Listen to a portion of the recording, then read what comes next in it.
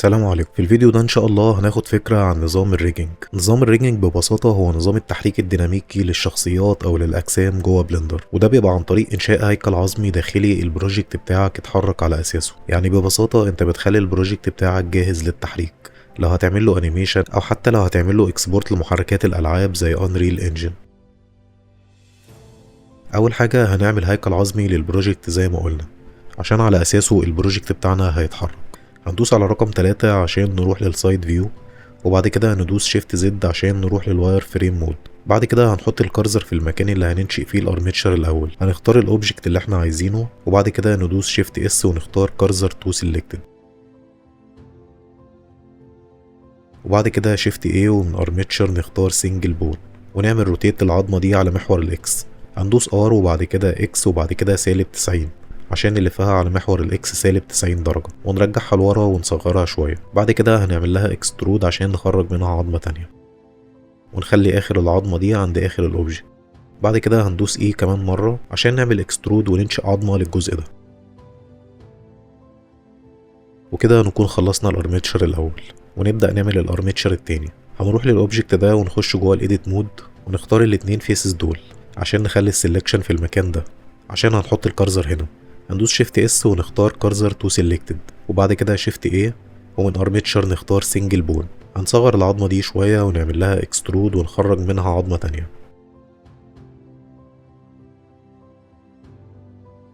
كده خلصنا الارميتشر التاني، بس هنلاقي ان العظم مش باين لانه جوه الاوبجكت. عشان كده هنروح للاوبجكت مود ونختار اول ارميتشر ونروح للايكون بتاعة الداتا، وعند كلمة ان فرونت نعلم صح. كده مهما نتحرك في الفيو بورت هنبقى شايفين كل العظم. دلوقتي احنا عايزين نخلي الارميتشر الاول والارميتشر التاني يبقى في مكان مشترك بينهم، عشان ده هيبقى زي مفصل كده بيربط الاتنين ببعض. هندوس شيفت زد ونروح للواير فريم مود ونختار الارميتشر الاول، وندوس تاب عشان نخش جوه الايديت مود ونختار اخر جزء في العظمه اللي هو ده، ونحط الكارزر هنا وندوس شيفت اس ونختار كارزر تو سيلكتد. بعد كده نروح للارميتشر التاني ونخش جوه الايديت مود ونختار الجزء ده وندوس شيفت اس، والمره دي هنختار سيلكشن تو كارزر عشان نودي الجزء ده في المكان اللي فيه الكارزر. كده خلصنا الاتنين ارميتشر اللي هما الهيكل العظمي، وفاضل اننا نربطهم ببعض عشان يتحركوا بطريقة ديناميكية.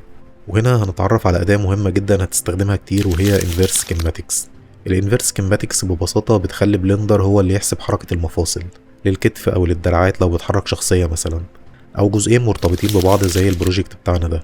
هنختار الارميتشر الاول وندخل جوه البوز مود عشان الكونسترينس مش بتظهر غير في البوز مود.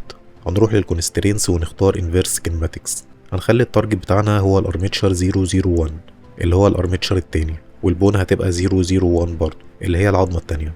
عشان ما تتلخبطش لو عايز تعرف اسم كل ارميتشر هتروح للاوبجكت مود وتختار الارميتشر هتلاقي اسمه هنا، ونفس الكلام للعظم، بس لازم تخش جوه الايديت مود او البوز مود عشان تعرف تعمل سيلكت على كل عظمة لوحدها.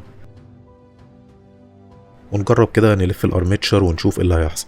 هنلاقي ان كل حاجة تمام، بس في حاجات بسيطة محتاجين نعدلها.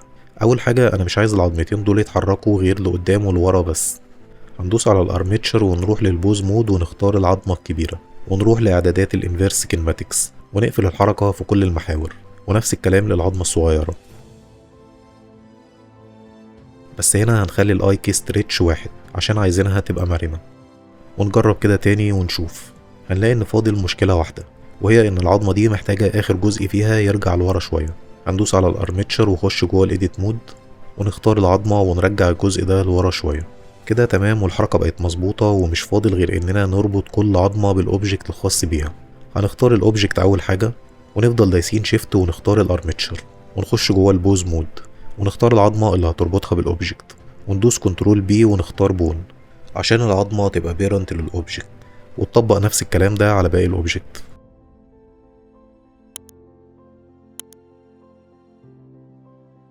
وبس كده. لو عجبك الفيديو ما تنساش تتابعني عشان تشوف كل الفيديوهات الجديدة، واشوفكم على خير في فيديو جديد ان شاء الله. سلام عليكم.